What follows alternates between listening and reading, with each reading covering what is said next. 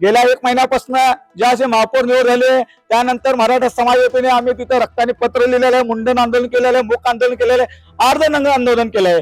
ज्या मराठ्यांनी या स्वराज्यासाठी रक्त सांडलंय, आज त्या मराठ्यांना काळ्या रंगाच्या कलरने रंगपंचमी साजरी करण्याची वेळ आली। ही महाराष्ट्रात सर्वात दुर्दैवी गोष्ट आहे।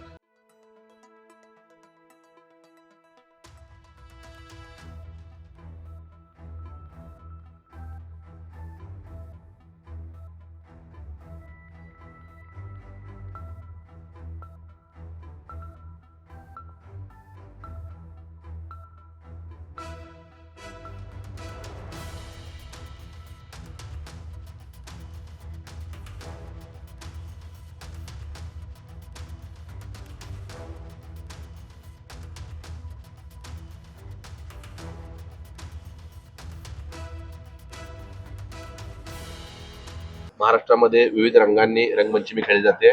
तुम्ही काळ्या रंगाची रंगपंचमी खेळताय, काय कारण आहे? जिल्ह्याचे पालकमंत्री जयकुमार गोरे, आमदार देवेंद्र कोटे, शहर अध्यक्ष रोहिणी तळोकर यांनी जो मराठा समाजावर राजकीय अन्याय केला आहे त्याच्या विरोधात आज मराठा समाजाने काळ्या रंगाची रंगपंचमी साजरी करून त्यांचा निषेध केलेला आहे।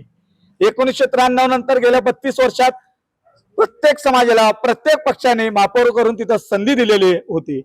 यंदा सर्वसाधारणसाठी जागा असताना आमची गेल्या 1 महिन्यापासून मागणी होती की बाबा सर्वसाधारणसाठी जागा आहे, आपण तिथं मराठा समाजाचा महापौर करावा आणि तिथं न्याय देण्याची भूमिका घ्यावी।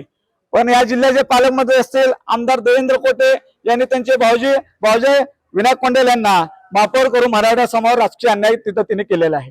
गेल्या 1 महिन्यापासून ज्या असे महापौर निवड झाले त्यानंतर मराठा समाज वतीने आम्ही तिथं रक्ताने पत्र लिहिलेलं आहे, मुंडन आंदोलन केलेलं आहे, मूक आंदोलन केलेलं आहे, अर्धनग्न आंदोलन केलंय।